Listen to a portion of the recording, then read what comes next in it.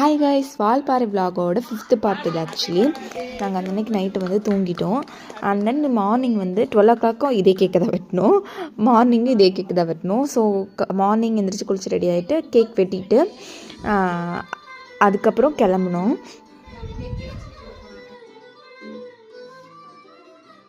அதுக்கப்புறம் Balaji temple visit பண்ணலான்னு நாங்கள் மேலே கிளம்பிட்டோம்.